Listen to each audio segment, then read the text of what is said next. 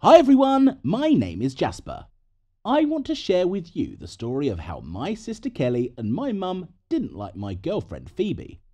It was just a crazy time when I was in the middle of two fires. There's nothing worse than having to suffer because the people you love put a choice in front of you. Have you ever been in that situation? Phoebe and I had been dating for about 6 months. I really liked her. She was a girl of mystery. She loved the colour black, always painted her nails with it, and she loved the arrows on her eyes. I noticed her in the library. Honestly, I was there for the first time, and I was surprised at the contrast between Phoebe and the book. This girl was smart, she was a good student, but she was always lonely. She had an opinion on everything, and that's what got me. Anyway, Phoebe and I decided it was time to go on a trip somewhere. My family was very protective of me. They needed to know who I was going with, what kind of girl, and I decided to introduce them to her. Phoebe came to our house with a cake, all in the same black outfit. I met her and invited her over to the table. My sister Kelly was hiding her emotions. She had this look on her face that said she wasn't expecting someone like Phoebe. "What's wrong with your face?" "What's wrong with it?" "Make it a little easier, meat." My mum walked in with a pitcher of juice, and then she suddenly slowed down at the sight of Phoebe and dropped the pitcher. The jug shattered and the orange juice poured out on the ground. "Mum, what are you doing?" "Is that her?" "Hello everyone, I'm standing right here." Imagine how uncomfortable she was. I cleaned up the splinters and wiped the floor. Mum, Kelly and Phoebe sat down at the table. I cut up the chicken and put a salad on everyone's plate, but there was only silence in response. They looked at each other. It was the worst day of my life. I tried to lighten the atmosphere by making jokes, but no one laughed. Then I kicked Kelly under the table. "Oh yeah, Phoebe, huh? You eat because you probably haven't tasted food like this yet. Ouch! Stop kicking me! Jas! Mum, tell him!" "It's okay, Jasper. I know it must be a shock, but Jasper and I have been together for 6 months now, and in those 6 months I've been very happy with him. Thank you for such a son, Mrs. Ryde, it's nice to meet you too, Phoebe. Honestly, I didn't expect my son to look at such a girl. Please tell us about yourself. What do you do? Where do your parents work?" "Oh, I work nights. I'm a prostitute for money. I sleep during the day. Sometimes I see Jasper. My dad's in jail for murder and my mum's about to get parole for fraud." My mum and Kelly choked on their food. "She's kidding, just kidding." She has a great sense of humour. Phoebe is an excellent student. She studies a lot, and she works at the vet clinic helping to treat animals. "It doesn't matter, Jasper." "What do you mean?" "I just said what people wanted to hear. I mean, it's obvious, isn't it? Mrs. Ryde, with all due respect, you were mean to me too. And I don't like to hold grudges. I like to settle things on the spot." "Cheeky girl, she comes in here and acts like that. I'd better check the house after her and see if she stole anything." "Kelly!" "What? Mum, tell me. I'm telling the truth. Jasper is blatantly lying about her right now." "I told you, none of this matters. I apologise for the unreasonable expectations. I have to go. Goodbye." She got up and I ran after her, but Phoebe said she needed to be alone and left in a cab. I exploded, screaming at my mum and sister. They'd embarrassed me. They were being tactless. "What's she hiding then? Why didn't she tell the truth?" "She's an orphan. She lost her parents in a fire 6 years ago and has been growing up and raising herself ever since." "So she's an orphan?" "Mum!" "She's right. Phoebe is an orphan." "What's wrong with that?" "Everything is bad. Now I can see what kind of lifestyle she has and why she's vulgar. I suggest you break up with her, son." "No way." "That's what I thought you would say, but time will tell. You'll see. She'll betray you." I didn't talk to my family after that. I missed my father's support so much, but he was no longer with us. Phoebe pretended like nothing had happened after that. She wouldn't accept my apology, saying that it didn't matter what kind of family I had, because you can't choose your family, and that she loved me. We lived as we lived. At least I thought so, and passions were going on behind my back. One day I went to see a girl. We were supposed to go to Wine, but Kelly said she wouldn't give me the car. My mum said she needed my help now. I was terribly late, so we rescheduled the movie for another day. But even on the next day, they kept me busy. I was already nervous. 3 days later, I said I was going on a date, period. When I got to Phoebe's house, she was sitting there in no mood. She didn't say a word to me. She just wanted to be alone again. That same evening, I got pictures from Kelly. The pictures showed Phoebe sitting in a cafe with some guy and talking. When I asked her what she was doing, she said she'd been home all day. That hurt my feelings. But then Phoebe shaved me off for the next week. I couldn't find my place. Then I decided to go over there, but the door was opened by the guy in the picture. I was freaking out. Why? Just go, Jasper. It's over between us. I don't understand what's going on. Phoebe slammed the door and I went home, where my mum met me. She hugged me at first sight of my tears and said, "Don't worry, son. Everything will be all right. Did you have a fight?" I didn't say anything back and went to my room. Didn't leave my room for days. Kelly came by and tried to distract me. Back off. Come on, you'll find another normal one. I told you she'd dump you and betray you. By the way, how did you get that picture? I was walking by and I saw her. What cafe? Didn't you say that you were going to work with your mum? Well, I saw it on the way, so I thought I'd show it to you. Kelly, my mum's work is on the other side of town. I just had an errand to run. It was an accident. Okay, give me the keys. I'm going somewhere. Where to? None of your business. Something about that story was questionable and weird. I got in the car and there was a DVR. I took the flash drive out and watched the footage. I realised from the conversation that Mum and Kelly and someone else was in the car. What? I asked out loudly and immediately went to Phoebe's house. She didn't want to open up. I know everything. They're the ones who slipped it to you. This guy. They set the whole thing up. What did they tell you when they got here? Phoebe let me in the house and told me that my mother had told her about sending me far away overseas, that she would never accept her as my girlfriend, and that she would do anything to make them break up just because she wasn't my level. That was enough. Why didn't you tell me right away? I didn't want to put you on the spot. That's not fair. They're your family. I'd do anything for mine if they were alive. I took her hand and we went to my father's grave. I wanted her to meet someone who loved me. There I said that my father would give his blessing, and I asked Phoebe to marry me. She said yes, but a familiar voice was heard from behind me. You son of a bitch! It was my mother. I covered Phoebe with myself, asking her to calm down, but she was acting hysterical.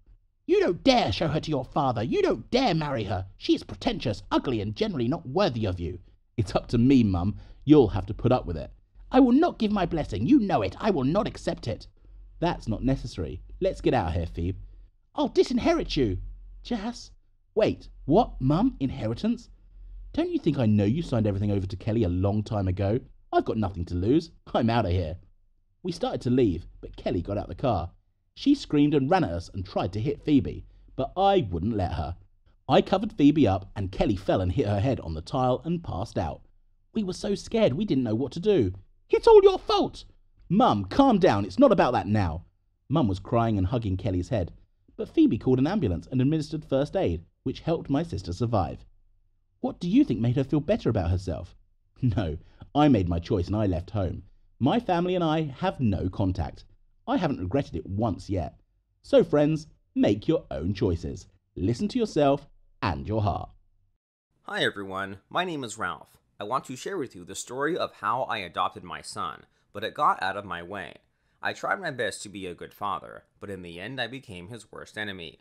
Look at my history and write your opinion in the comments, what you think about this. In general, it was like this. I was 20 years old when I met and fell in love with the girl of my dreams. Her name was Sarah. She was so amazing that my head immediately blew off. I was sure that she was my destiny, so I did not hesitate, and after a couple of months I made an offer. Everything was fine with her until it came to the kids. We couldn't have a baby, and it was a nightmare. Sarah was obsessed with pregnancy and did everything she could to make it work. Sometimes I felt like she was challenging herself and couldn't carry out the plan, which made her feel bad. In the end, when we were running around the hospitals, when the strength and money were already running out, she offered me to take a foster child. To be honest, I didn't like this idea right away, because I believed that we still have time. After all, it's only been a year. I was sure that I just need to try again, maybe stupidly change the situation, and that's it. But Sarah did not listen to me. She ran around all these orphanages and looked for a child for us. She didn't even really consult me, and we had a lot of fights about it. In the end, she chose a boy in one of the boarding schools. You know, his name is Sam, and he was already 14 years old. Yes, this was far from a baby. Moreover, he already had a well-established mindset. He was not stupid, far from stupid, but so sharpened by the fact that he lives only one day. Sam was wild, like everyone else from boarding school, I think. In short, our first meeting with him took place, in fact, already at our home. I didn't go to pick him up from the orphanage. I decided to go to work instead. Sarah was beaming with happiness, but she knew I didn't support the idea. I held out my hand to Sam, and he looked at it like I was showing him my fist, very aggressively, so I took my hand away and went to my bedroom. In the evening we were going to dinner, and I sat down in my usual seat, but Sarah asked me to move. You see, Sam liked my place. I was indignant. They say I had been sitting there for a year, but Sarah asked me to give up the child. Okay, I agreed. After a while, it turned out that he liked my mug, my plate, my razor, my towel, and robe. I became really angry. What else could he like next? Maybe I belong in this house. I was angry with myself, but I didn't say anything yet, so we lived like this for about a week. It seemed endless, and I wanted it to be over and Sam to go back to his room, but I knew it would be cruel of me to take him there by the hand. And Sarah, she devoted all her time to him, didn't even pay attention to me, didn't talk to me, didn't look at me, and didn't even listen. She was fully occupied only, as she said, with our son. But what can I do? I didn't feel that it was ours. He was a strange adult guy to me. What kind of son can he be to me? One day, Sarah ran off on business and left us alone. We sat down to breakfast. As soon as she left, I immediately took out my phone and began to stare at it and eat more. Sam turned up the TV and looked at it. A few minutes later, I heard him rummaging in the purse that Sarah had left behind. The guy took her wallet, pulled out the money, and put it all back. I'm just freaking out from such impudence. Why did you take someone else's money? Not even shy, I asked maliciously, and Sam says to me, it's not your money, I want to take it. I tried to explain to him that this is our money and that he is like our son and so we do not have in the house, but brazenly told me that Sarah is his new mother and that she loves him more than me and that very soon I will not be in this house. And then I burst out. I got angry. I started yelling at him, and then Sarah came in. She saw such a picture, Sam is still an actor, immediately fell to the floor and pretended to hit him. I told him it wasn't true, that he'd made it up, but Sarah wouldn't listen. Well, then Sam said I yelled at him for stealing money when he didn't take it. Sarah reached into her wallet and couldn't find any money, so I told her to check his pockets. Sam turned them out and showed them that they were empty. But how is this possible? I saw it myself. Then Sarah came up to me and felt my pockets, where she found the money. How did he manage to slip them to me and when? Do you understand what happened after that? That's right, Sarah kicked me out of the house. Sam got his way, he pushed me out, and now he had no boundaries. He took my rightful place. Sarah didn't even look at me as I packed my bags, and the nasty guy opened the door for me and waved goodbye with a grin. I was so angry. I went to see my colleague. It's good that he took me in and told him about the situation. Then he asked me to stay with him temporarily and come up with a plan to get back. A colleague said that there would probably be a time when Sam decided to steal from Sarah very big and that this would require proof. Of course, not all at once, but it's worth waiting and catching the moment. First of all, on the advice of a colleague, I wrote to Sarah that I love her, but since there is no place for me in the house, I am leaving for my homeland. She knows where I'm from. It was important that she knew I wasn't here and that Sam found out. As we all knew, as soon as I kind of left, the little bastard got really fucked up. While Sarah was at work, he didn't go to school, threw parties at our house, drank alcohol, and smoked drugs. I caught it all on camera. Sam stole a car from our neighbors and got drunk behind the wheel. He crashed the car and immediately called Sarah and said it was all my fault. That is, her husband. Yeah, in this state, he forgot I wasn't around. I could hear everything, sitting nearby from behind the bushes, and filmed everything. 30 minutes later, Sarah arrived. She was dealing with the neighbors. At this time, Sam's friends managed to escape, and he took something to cut off. Sarah wrote out a check for car repairs and then went to the house to deal with it. I technically climbed to the second floor and sat next to the window to listen in on the conversation. Sarah told him that I was out of town, and then she cried bitterly, saying that it was hard for her to be with him. Instead of asking for forgiveness, Sam raised his hand to her and slapped her to the face. Sarah was in shock and asked him not to do it, but he hit her again. I couldn't stand it and climbed through the window. They were both in shock, and then I showed them the video.